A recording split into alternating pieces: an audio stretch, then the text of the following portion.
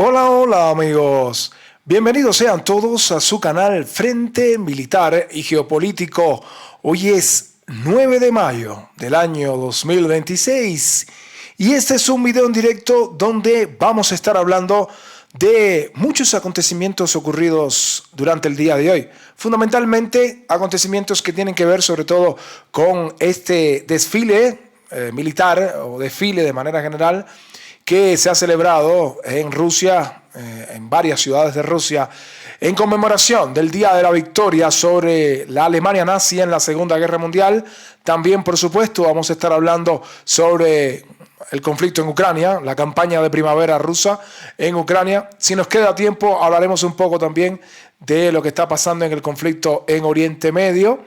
Pero bueno, como quiera que hoy se cumplen 81 años y que ha estado lleno de celebraciones de la conmemoración de este día tan importante en el mundo, aunque muchos lo quieren olvidar, pues vamos a estar hablando sobre todo de estas conmemoraciones, de los precedentes, sobre todo de qué precedió a este alto el fuego.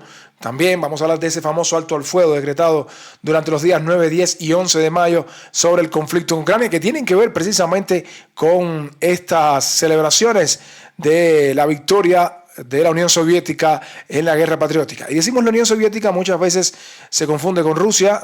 Rusia fue parte de la Unión Soviética, fue por supuesto la república más grande, pero la Unión Soviética estaba constituida por 15 repúblicas en total y muchos quieren olvidar la historia, muchos quieren tergiversar la realidad de lo que sucedió en aquella época del siglo XX, en 1945, pero nosotros vamos a estar hablando también de lo que está pasando en el conflicto actual. 81 años después, ¿sí? 81 años después, cuando ya pues todos pensábamos que la guerra mundial era algo que no podría pasar nuevamente, cada vez nos acercamos más ya a un conflicto de escala mundial, que podría ser la tercera guerra mundial.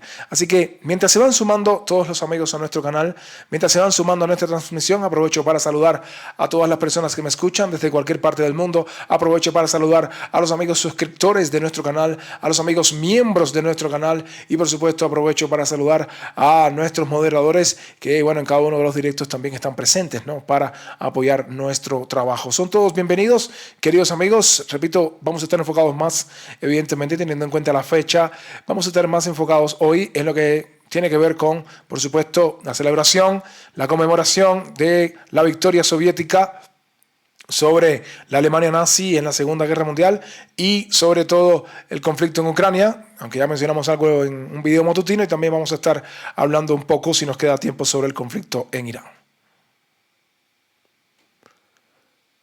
Bueno, vamos a hablar un poquito de este desfile, pero antes de irnos a las imágenes del desfile, de la cual todos los canales han publicado hoy muchas imágenes, antes de irme a esas imágenes del desfile, que vamos a tener algunas aquí, yo quería hablar un poco de qué precedió a esto, porque si bien el desfile se celebró, los ojos del mundo estaban colocados en lo que podía pasar en Moscú. ¿Por qué? Porque previamente a este desfile se han realizado muchos ataques con drones por uno y otro bando. Rusia ha atacado con drones y misiles a Ucrania, Ucrania ha respondido atacando con drones, sobre todo las refinerías rusas en diversas partes del país. Y bueno, Zelensky había amenazado con atacar también el desfile del Día de la Victoria de Rusia en Rusia, algo que yo nunca pensé que iba a hacer, pero que bueno, algunos sí creyeron que lo iba a hacer y no lo iba a hacer por muchas razones. Y ahora vamos a hablar de eso.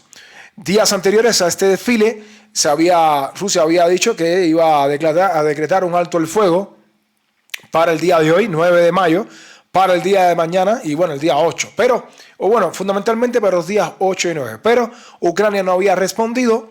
Y bueno, recuerden que había existido este comunicado por parte del Ministerio de Rusia donde habrían dicho, ¿no?, que se declaraba un alto el fuego los días 8 y 9 de mayo del 2026. Esto se declaró como por el día 6 o día 5 aproximadamente de mayo, se había dicho este comunicado.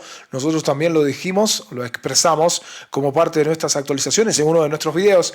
Y bueno, ya habían advertido de que habían tomado nota de la declaración realizada por Zelensky en Armenia, en el momento que visitó Armenia, durante la cumbre de la Comunidad Política Europea, en la que se contienen amenazas de llevar a cabo un ataque contra Moscú precisamente el 9 de mayo. Es decir, Zelensky estuvo amenazando con atacar precisamente todas estas celebraciones, estos desfiles durante la celebración, ¿no? Y bueno, que iba a atacar hoy precisamente.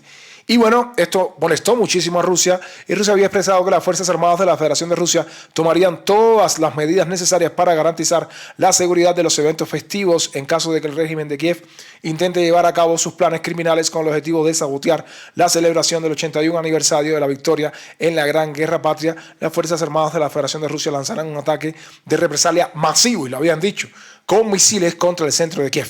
Rusia, a pesar de las capacidades que posee, se había abstenido previamente de tales acciones por razones humanitarias. Y bueno, advertimos a la población civil de Kiev y a los empleados de las representaciones diplomáticas extranjeras sobre la necesidad de abandonar la ciudad a tiempo. Habían advertido esto previamente. Y bueno, Zelensky, que se cree más inteligente que todos, había dicho que ellos no tenían que esperar al día 8, que podían decretar un alto al fuego los días 5 y 6 de mayo. Como Rusia no hizo caso a esto y siguió con los ataques sobre Ucrania los días 5 y 6 de mayo, pues Zelensky siguió amenazando diciendo que no iba a respetar al alto el fuego decretado por Rusia. Pero lo que no sabíamos era que detrás del telón, detrás de las cortinas, pues había negociaciones entre los Estados Unidos y Rusia de un alto el fuego un poco más grande, no solamente en el 8 y el 9, sino los días 9, 10 y 11 de mayo, y además pues un intercambio de prisioneros. Lo cierto es que Rusia, que no le gustó para nada las palabras de Zelensky y que Zelensky seguía amenazando, había mostrado ayer imágenes de la Rada ucraniana donde Rusia les advertía a los ucranianos que si atacaban por casualidad cualquier parte de Moscú durante las celebraciones, Moscú y los desfiles de manera general en cualquier parte de Rusia, pues Rusia iba a atacarlos. Y mostraban esta imagen. ¿Qué cosa es esto? Este es la Rada ucraniana, el parlamento ucraniano, y Rusia no lo ha atacado todavía. ¿Pero qué le está demostrando Rusia con esta imagen en Ucrania? Que lo puede atacar cuando estime conveniente. Solo no lo ha hecho por una razón humanitaria o porque de cierta manera Rusia está respetando, aunque creo que no debería hacerlo, mi criterio personal, pueden estar de acuerdo conmigo o no, pero Rusia está hasta ahora respetando los centros de toma de decisiones en Ucrania.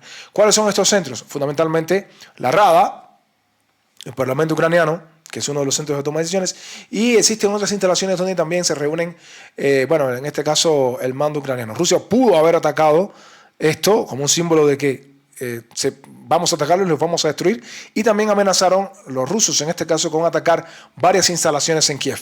Esto provocó, evidentemente, un éxodo masivo, del cual hemos hablado, un éxodo masivo de Kiev, de la ciudad de Kiev, hacia otras ciudades, porque temían el ataque de Rusia. Ahora, hay que saber leer esto. Esto significa que los ucranianos no apoyan a Zelensky. No apoyan a Zelensky, no apoyan las políticas de Zelensky y no estaban de acuerdo con que Zelensky atacara a Rusia porque sabían que Rusia podía atacar más fuertemente. Zelensky está viendo la guerra como si fuera un videojuego, tal vez para él, pero para las personas que están sufriendo la guerra, y sobre todo los que están en el frente, pues no es un videojuego, no es un juego, y están sufriendo bastante. ¿Sí? Todavía pienso que el pueblo ucraniano ha demorado muchísimo para rebelarse contra Zelensky. Han existido protestas, pero son muy vagas. Sabemos que es un país militarizado, pero de cualquier manera creo que el pueblo ucraniano hace mucho tiempo debió levantarse ya en contra de este señor que está llevando a su país a, bueno, ya lo sabemos, una crisis enorme, ¿no? Demográfica, financiera, de todo tipo, ¿no? Política de manera general. Y bueno, éxodo masivo, con el temor de que fueran atacados. Ahora, luego de esto, bueno, repentinamente llegaba un comunicado del presidente de los Estados Unidos en un post que, al parecer, después de negociar con el presidente de la Federación de Rusia, Vladimir Putin, y posteriormente con Zelensky, anunciaba que se decretaba un alto al fuego de 3 días durante los días 9, 10 y 11 de mayo en la guerra entre Rusia y Ucrania. Las celebraciones en Rusia son por el Día de la Victoria, pero igualmente en Ucrania, porque ellos también fueron una gran parte y un factor importante de la Segunda Guerra Mundial. Este alto el fuego incluirá la suspensión de toda actividad cinética, así como un intercambio de 1.000 prisioneros cada país. Esta solicitud fue hecha directamente por mí y agradezco mucho que haya sido aceptada por el presidente Putin y el presidente Zelensky.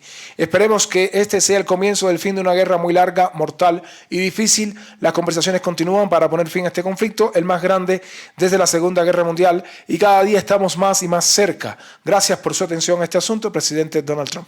Así decía, decretando que, por medio de él, evidentemente, porque Trump se atribuye siempre todas las victorias. Si pierde en Irán, dice que gana, y si llega a un acuerdo de paz, dice Trump siempre que es gracias a él.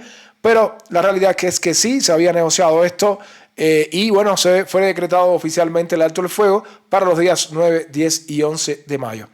Rusia y Estados Unidos dedicaron 2 días a negociar un alto el fuego con motivo del Día de la Victoria. Según Ushakov, continúan los trabajos para elaborar las listas de prisioneros para un intercambio de 1000 por 1000. Rusia espera que Trump discipline a la parte ucraniana para que respete el alto el fuego hasta el 11 de mayo. Putin ha dicho en más de una ocasión que si Zelensky quiere reunirse con él, está dispuesto a recibirlo. Y aquí se habla un poquito más del tema de las listas de los prisioneros, aunque también se aclaraba que es improbable que Putin y Trump se reúnan en China los días 14 y 15 de mayo. Ahora, ya sabemos los precedentes, pero finalmente se celebraron estos desfiles en Rusia y en varias ciudades del país, no solamente en Rusia, también en San Petersburgo. Tenemos muchas imágenes, de verdad creo que todos las habrán visto, de todos estos desfiles que han sido realizados durante el día de hoy, muchísimos. Este es el general Andrei Morbichev, el comandante, aquí lo tenemos, el comandante de las Fuerzas Terrestres de Rusia. Morbichev, con una amplia hoja de servicios, como saben, ya saben, importante en su amplia hoja de vida, sobre todo en lo que está pasando en la operación militar especial. Morbichev, como saben, al frente también estuvo mucho tiempo de la famosa Brigada 114, pero ya no, ahora es el comandante de todas las fuerzas terrestres. Pero entre sus éxitos más importantes, por supuesto, la victoria de Rusia en Mariupol, la batalla por Avdiivka. También, por supuesto, Morbichev tiene en su amplia hoja de servicios otras batallas importantes, Bakhmut, por ejemplo. Bakhmut más bien es la PMC, pero Avdiivka, Uledar, entre las más importantes, Mariupol, sin duda alguna, Kurakovo, entre las otras más importantes. Eso cuando estaba prácticamente al mando, ¿no? Bajo el mando de la brigada, o al mando, quise decir, de la Brigada 114. Aquí podemos ver imágenes también de Andrei Belousov, que es el secretario de Defensa de la Federación Rusa, Andrei Belousov, como parte también de este desfile. No voy a demorarme mucho aquí porque sé que han visto todas estas imágenes. Me voy a concentrar mejor en otras noticias que tienen que ver con esto. Pero importante ver aquí a soldados norcoreanos, soldados norcoreanos que también participaron en el desfile en la Plaza Roja. Imágenes del desfile, muchísimas. Ahí las podemos ver, muchas imágenes en verdad que nos llegan en este momento. En este momento no, durante todo el día. Aquí están los soldados norcoreanos también marchando en la Plaza Roja. Recuerden que soldados norcoreanos formaron parte de la liberación de Kursk en este año, ¿no? En este año no, en esta guerra quise decir, pero fue en el año 2025. Imágenes de soldados norcoreanos también marchando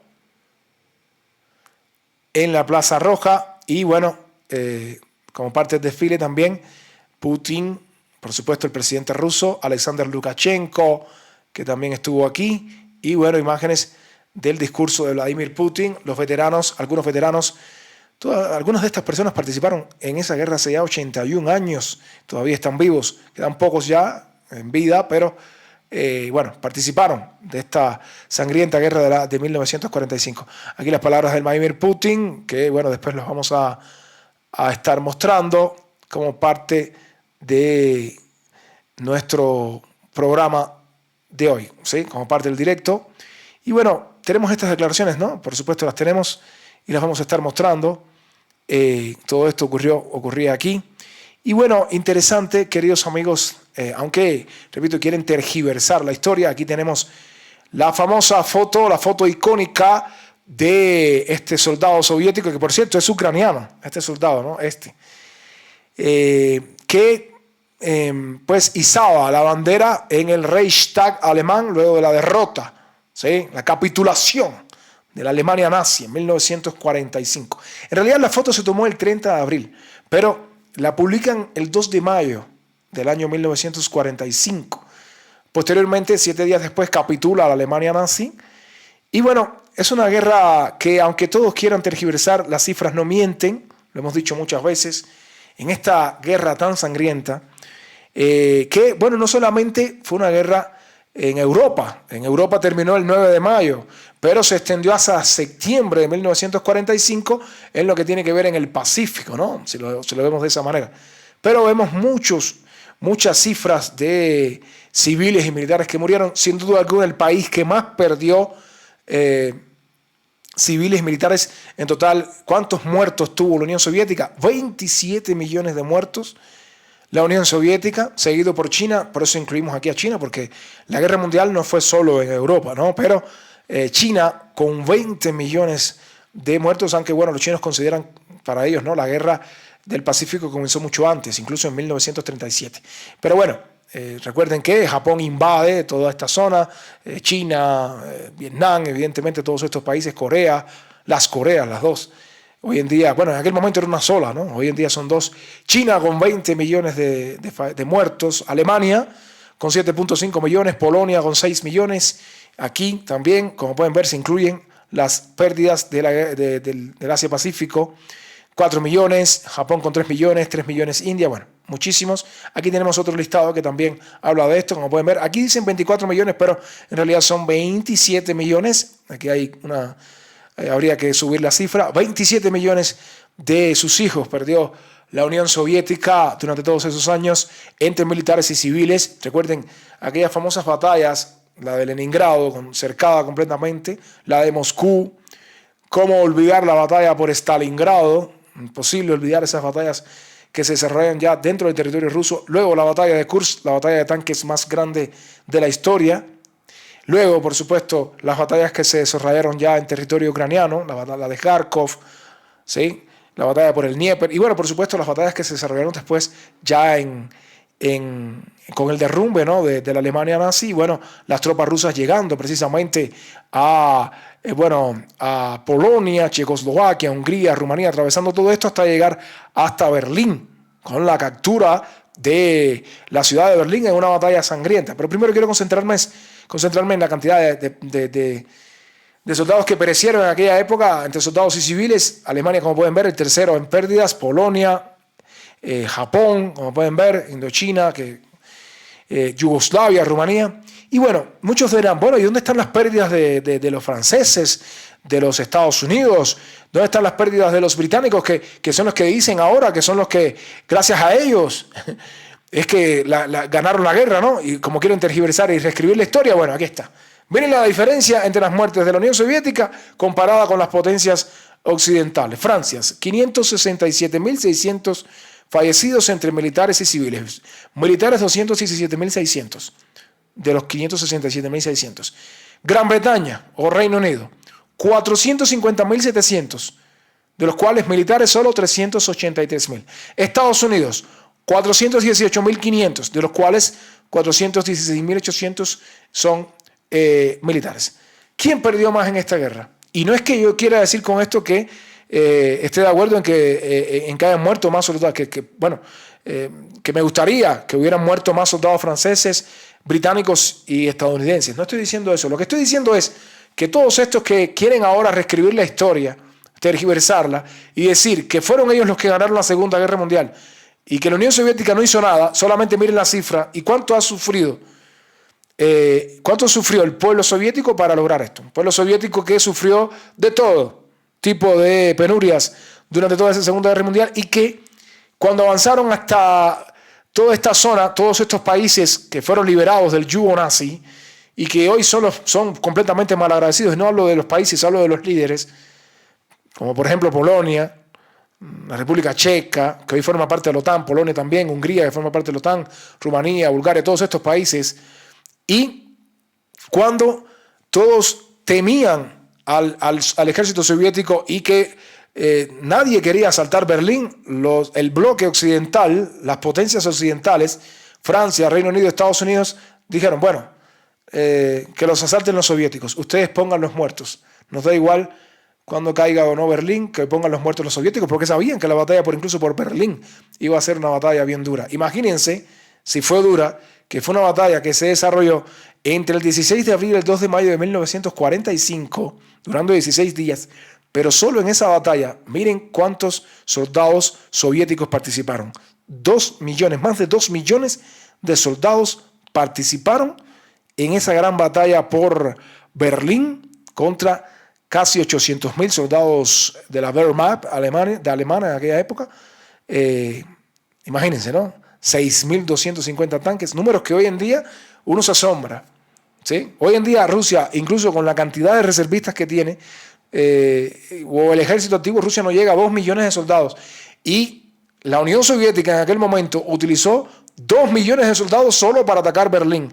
Imagínense todo el ejército soviético de aquella época, ¿no?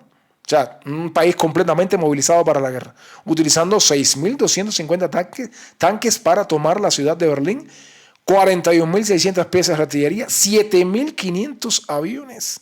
Imagínense, ¿sí?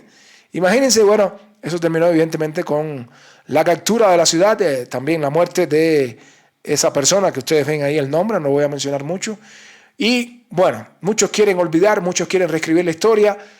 Hoy en día todos estos países que fueron en aquel momento liberados por la Unión Soviética de lo que fue el yugo, ¿sí? El yugo, pero que era el yugo, no se puede decir de otra manera, nazi, pues hoy en día, luego de muchos años, cuando cae el campo socialista, cuando se desintegra la Unión Soviética, pues muchos de estos países pues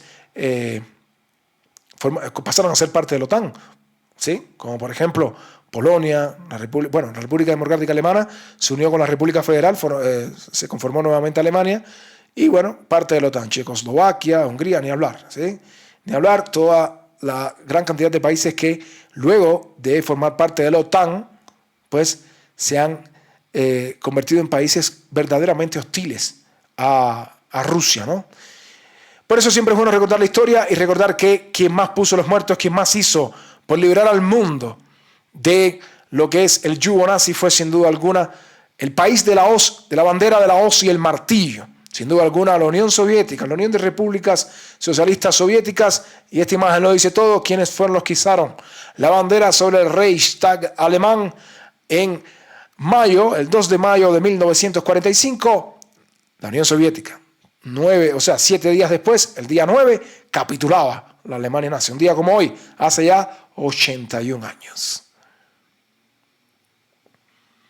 Bien, importante este momento histórico, sé que a muchos les gusta todos estos momentos, pero quise incluir estas láminas porque muchas veces se habla de la guerra mundial como un conflicto solo desarrollado en Europa, pero no fue así. O sea, Asia también sufrió mucho, China tuvo muchas pérdidas también, hay que decirlo, muchas veces no se habla de esto, ¿no? Solo que queríamos mencionarlo porque es importante. Ni hablar, ¿no? Muchos países de Asia también sufrieron mucho con la invasión japonesa, el imperio japonés en aquella época. Pero sin duda alguna, el país que más sufrió, no queda dudas, queridos amigos, y creo que ya con esto nos vamos a ir a partir de las palabras de Putin. Bueno, fue sin duda alguna la Unión Soviética. Ahora, el presidente Putin dijo varias cosas hoy, no solamente durante la celebración en el desfile, sino después con una entrevista, ¿no? Con diferentes periodistas, diferentes agencias de noticias en Rusia. Pero primero, durante el desfile, el presidente Putin felicitó a los participantes del desfile en la Plaza Roja con motivo del Día de la Victoria, calificándolo de fiesta sagrada e importante. Rusia honra con profundo respeto los pactos y el legado de los soldados de la victoria. Fue el pueblo soviético quien hizo la contribución decisiva a la derrota del nazismo, algo que estamos diciendo nosotros, salvó a su país y salvó al mundo. Y hay que recordarlo de esta manera, queridos amigos. Los nazis, y es verdad, atacaron traicioneramente a la URSS con la intención de apoderarse del país y sus recursos, destruir por completo su cultura y esclavizar a su pueblo, pero no tuvieron en cuenta un aspecto fundamental: el carácter y la fortaleza de espíritu del pueblo soviético. Rusia inclina la cabeza ante los caídos en la batalla, los torturados en cautiverio y los que murieron en el sitio de Leningrado. El carácter ruso y su fortaleza de espíritu se manifiestan con especial fuerza en los momentos difíciles. Queridos amigos, cada vez que yo veo, evidentemente trabajo en este canal Frente Militar y Geopolítico, por supuesto que me ha gustado mucho ver también muchos documentales, filmes, películas de manera general sobre la Segunda Guerra Mundial. De verdad, se me ponen siempre los pelos de punta, se me eriza la piel cuando veo el heroísmo de los soldados soviéticos de aquella época, en la batalla, por ejemplo, por Stalingrado, aquel heroísmo de todas las personas también soviéticas durante el sitio de Leningrado, los rusos de manera general, los rusos de Leningrado en aquella época, a un sitio, uno de los sitios más largos de todas las guerras que se hayan podido mencionar. El sufrimiento también en Moscú. Bueno, de verdad, lo que ha sufrido el pueblo soviético o el pueblo ruso de manera general lo vive en carne propia y saben. Y por eso Rusia dedica tanto o tanta importancia a este día, porque es el pueblo que más sufrió con la Segunda Guerra Mundial. Por supuesto que muchos países no le dan importancia y los mismos que en aquel momento decían que, bueno, estamos combatiendo contra el nazismo. Hoy en día, no voy a decir que lo apoyan, pero al menos miran hacia el otro lado cuando se ven muestras de ese tipo de comportamiento, por ejemplo, en Ucrania, con simbología, ya saben, de ese tipo, como por ejemplo la Brigada Azov, que no hace falta ni siquiera leer mucho, ¿no? ni ver mucho para poder ver que la bandera y los símbolos que utilizan todas esas unidades en Ucrania, bueno, se asemeja mucho a la simbología de este mal que sufrió el mundo durante esos años del siglo XX, ¿sí? Desde la década de 1930 hasta, bueno, su eliminación y capitulación en 1945. El presidente ruso también decía que la gran hazaña de la generación de vencedores inspira a los soldados que cumplen las tareas de las fuerzas de defensa aérea. Por primera vez el presidente habló y reconoció a todos aquellos que están haciendo que nuestra victoria esté más cerca. Ahora se enfrentan a una fuerza que cuenta con apoyo de todo el bloque de la OTAN. Ya hemos hablado de la OTAN. Por mucho que cambien la tecnología y los métodos de guerra, lo fundamental permanece inalterable. El destino del país lo deciden las personas, los soldados y los obreros, trabajadores de empresas rurales, armeros y corresponsales de guerra, médicos y maestros, figuras culturales y clérigos, voluntarios, empresarios, filántropos, todos los ciudadanos de Rusia. La victoria siempre ha sido y siempre será nuestra. Gloria al pueblo victorioso, gloria a los veteranos, gloria a las Fuerzas Armadas rusas. Así decía de manera eufórica el presidente de la Federación de Rusia, aunque después de todas estas palabras y después de todo este desfile, también el presidente Putin tuvo ya palabras para más bien el conflicto actual en Ucrania y también palabras para el conflicto en Irán en una rueda de prensa que tuvo con varias agencias de noticias en Rusia. Esto se desarrolló hoy después de precisamente el desfile militar realizado en la Plaza Roja. Putin, entre las cosas que decía a estos periodistas, expresaba que hasta el momento Kiev no ha recibido ninguna propuesta de intercambio de prisioneros. Putin se dirigió a la prensa tras reunirse con líderes mundiales. Y es que el 5 de mayo Rusia presentó una propuesta de intercambio a Ucrania y envió a Ucrania una lista de 500 militares estacionados en la Federación Rusa. Los ucranianos declararon directamente que no estaban preparados para dicho intercambio.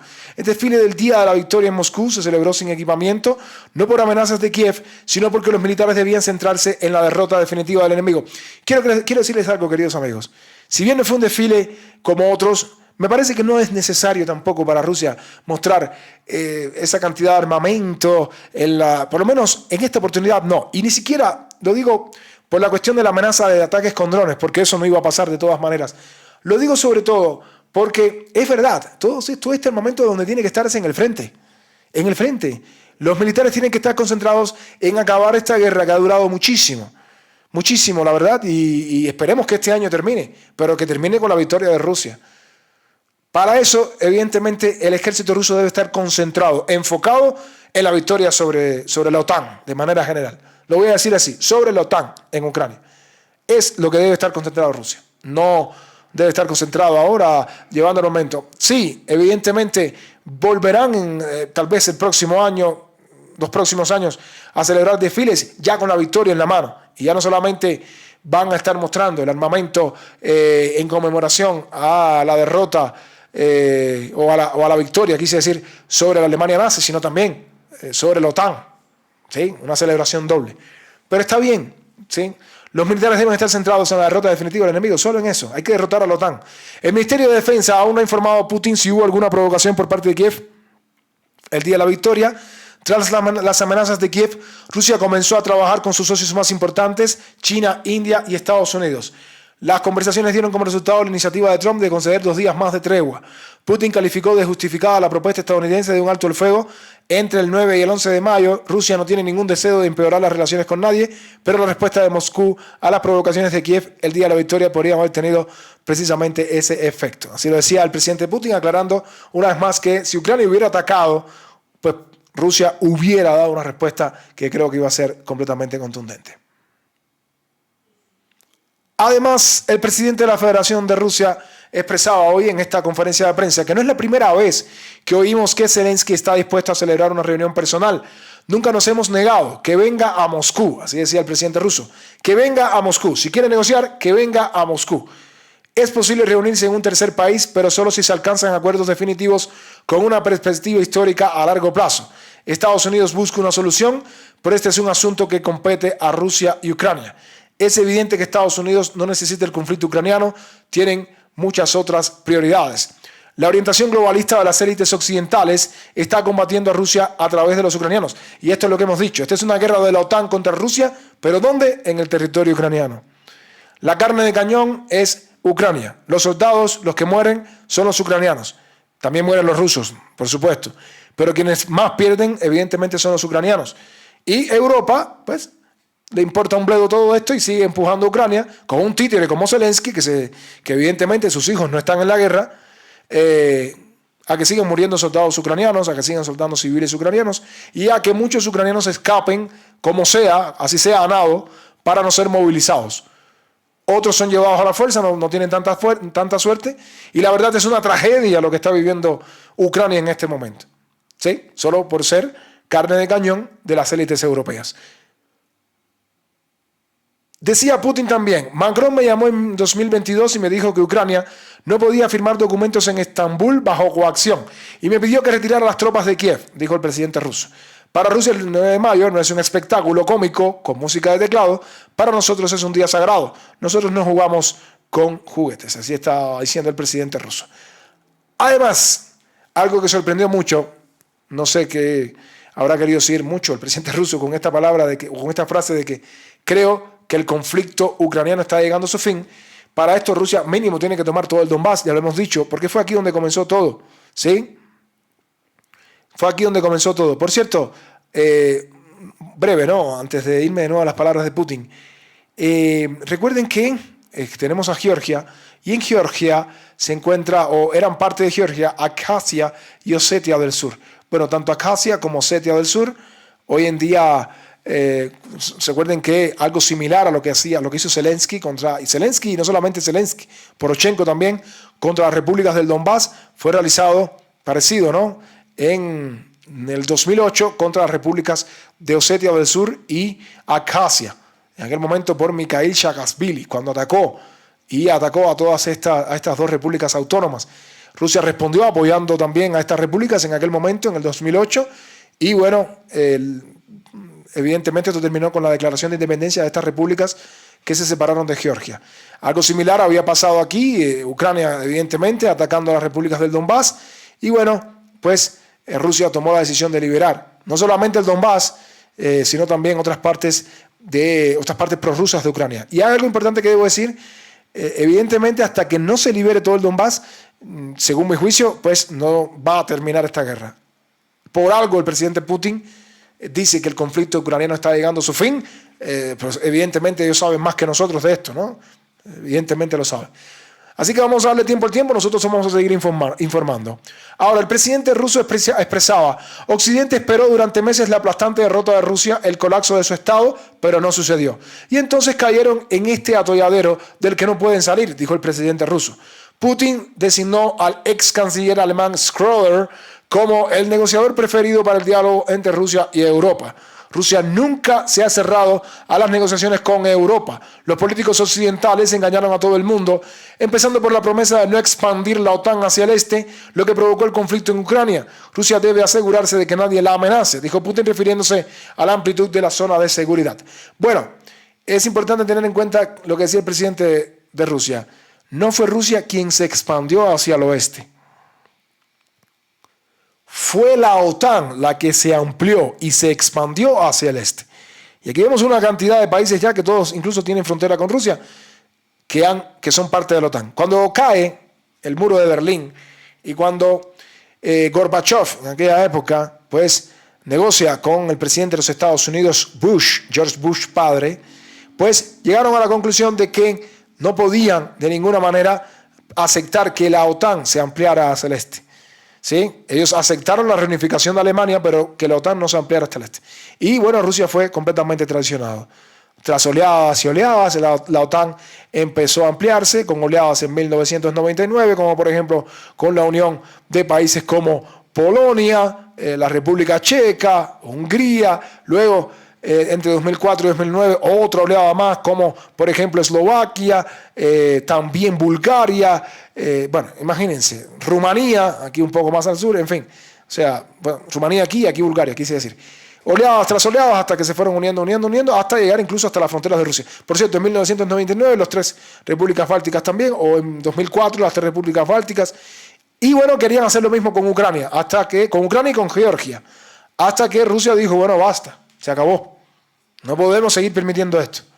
Y hoy en día Georgia y Ucrania no son parte de la OTAN simplemente por el hecho de que Rusia se ha plantado firme y dijo, bueno, ya basta. Y hay que decirlo, es la OTAN la que se ha empleado hasta el este. Y eso es lo que precisamente ha dicho el presidente de la Federación Rusa, Vladimir Putin, ¿no? Y bueno, la OTAN no se puede seguir expandiendo. Además, decía el presidente de la Federación Rusa, Rusia sigue dispuesta a exportar uranio enriquecido iraní, ya relacionado con el conflicto en Irán. Rusia está dispuesta a repetir la experiencia de 2015 de almacenar el uranio enriquecido de Irán. Inicialmente Estados Unidos, Irán e Israel aceptaron esta propuesta, pero Washington endureció su postura y exigió la retirada del uranio. Ya hemos dicho varias veces aquí, queridos amigos, que si Rusia participa en las negociaciones tal vez termine más rápido la guerra en Irán. Esto es importante decirlo, ¿sí? Pero bueno, voy a leer esto porque después quiero retomar lo de Irán. Inicialmente Estados Unidos, Irán e Israel aceptaron esta propuesta, pero Washington endureció su postura y exigió la retirada del uranio. Las propuestas rusas están sobre la mesa y tienen buena pinta. Irán podía tener la certeza de que los materiales serían transferidos a un país amigo y que el proceso en sí estaría bajo el control del OIEA. Teherán tiene buenas razones para confiar en Moscú en el ámbito nuclear, pero la situación en Oriente Medio ha llegado a un punto muerto, decía el presidente de la Federación Rusa en clara alusión a lo que está pasando ahora mismo en el país persa. Por cierto, en Corea del Norte también se rindió homenaje a la memoria de los soldados soviéticos en el Día de la Victoria. Los militares norcoreanos que participaron en la liberación de la región de Kursk, como saben, Corea participó aquí, Corea del Norte, también tomarán parte en el desfile de la Plaza Roja. Además, Kim Jong-un, tomaron, porque esto fue antes de que desfilaran. Además, Kim Jong-un, el presidente de Corea del Norte, felicitó al pueblo de Rusia por el 81 aniversario de la victoria en la Gran Guerra Patria.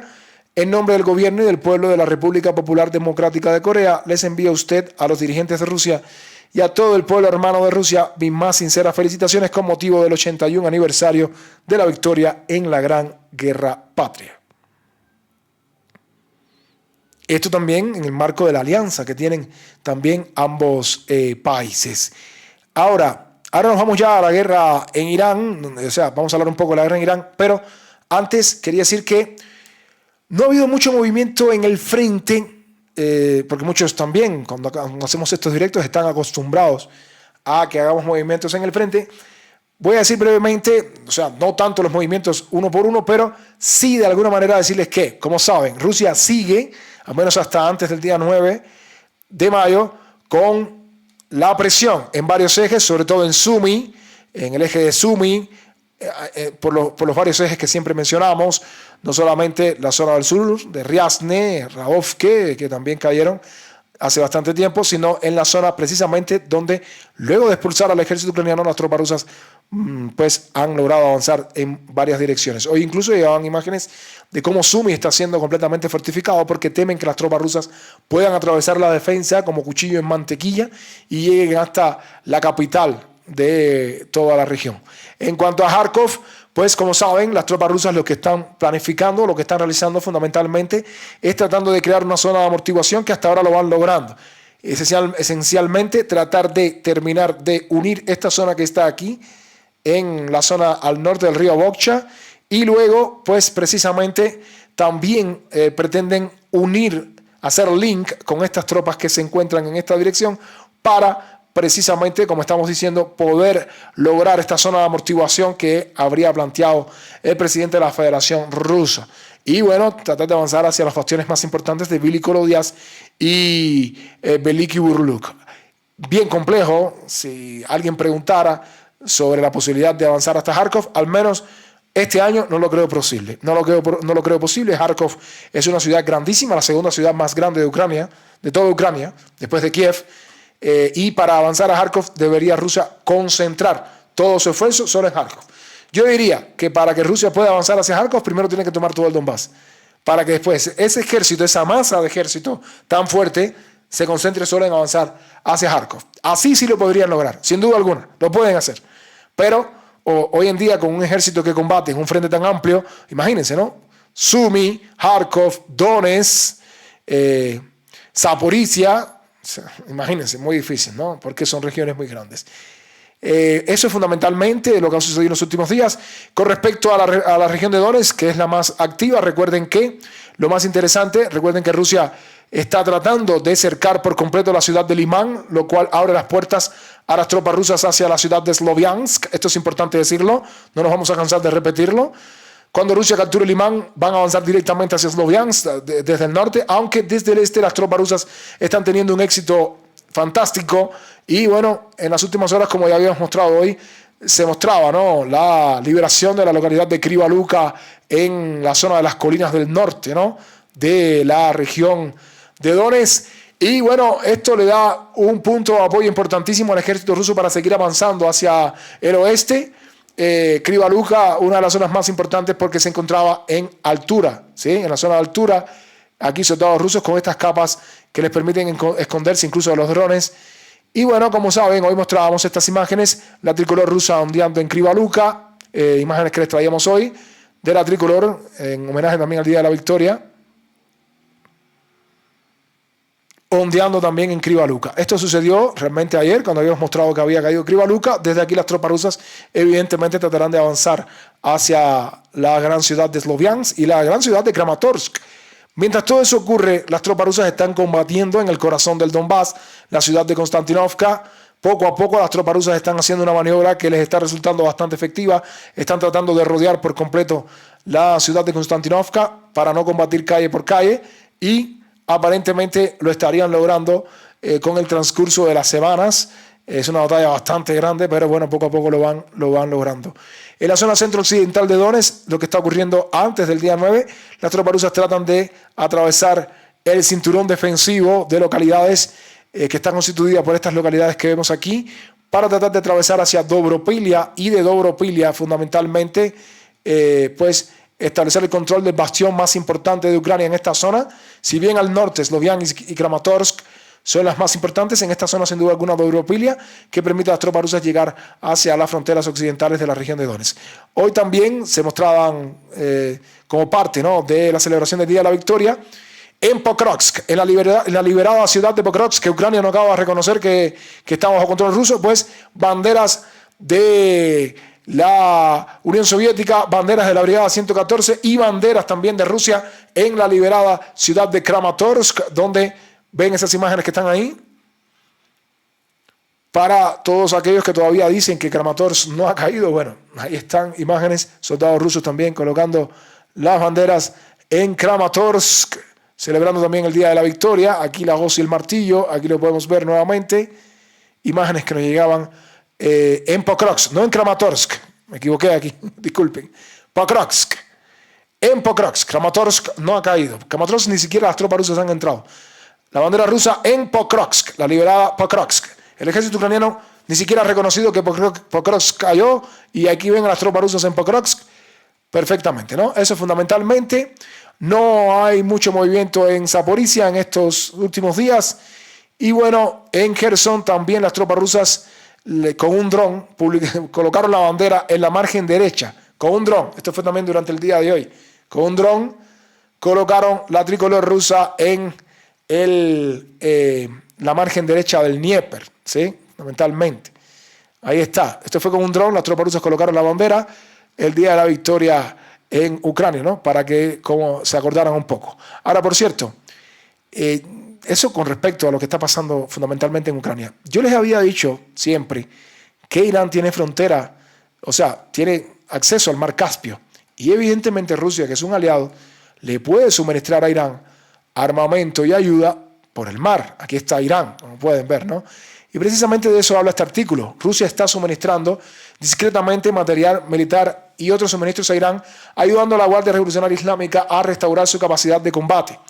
Según funcionarios estadounidenses, Rusia está suministrando a Irán componentes para vehículos aéreos no tripulados a través del mar Caspio, lo que ayuda a Irán a recuperar su capacidad ofensiva tras perder aproximadamente parte de su arsenal de drones en los recientes combates. Los funcionarios que hablaron bajo condición de anonimato revelaron sus evaluaciones militares.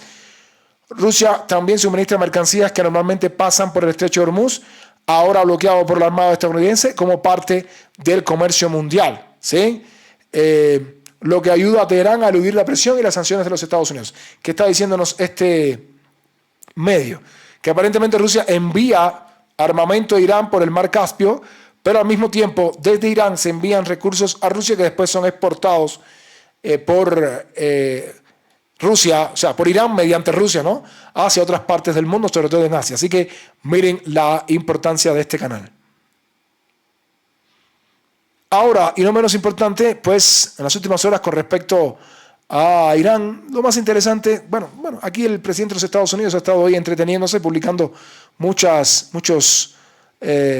posts como estos, muchas fotos, diciendo que durante Obama y Biden, Irán tenía 159 buques, pero que mediante Trump todos esos buques están bajo el agua, que los drones caen como mariposas, porque Estados Unidos los derriba, los drones de Irán, quiso decir. Nuevamente que la Armada iraní está en el fondo del mar. Y bueno, hoy también había un comunicado del comandante de la Fuerza Aeroespacial de la Guardia Revolucionaria Islámica, el general de brigada Majid Mousavi, que advirtió que los misiles y drones ya han fijado como objetivos posiciones estadounidenses en la región y barcos enemigos, afirmando que las fuerzas están esperando la orden para abrir fuego. Eso fundamentalmente, aunque hoy no nos hemos concentrado mucho en Irán, hemos estado hablando más del conflicto en Ucrania y bueno, también la celebración por el Día de la Victoria. Así que, queridos amigos, con esta información estamos terminando nuestro programa de hoy, nuestro programa en directo. Muchísimas gracias a todos los que han participado. Muchas gracias a todos los que han participado en el chat, a los que nos ven desde cualquier parte del mundo. Un saludo a nuestros suscriptores, a nuestros miembros del canal, pero también a nuestros moderadores. Gracias a todos ustedes, queridos amigos. Seguiremos, por supuesto, mañana con más información. A todos ustedes, muchas gracias por su atención. No olviden dejar su like, es muy importante. No olviden suscribirse y no olviden, pues, comentar en la caja de comentarios. Es todo por hoy. Que Dios los bendiga a todos. Nos vemos en un próximo programa.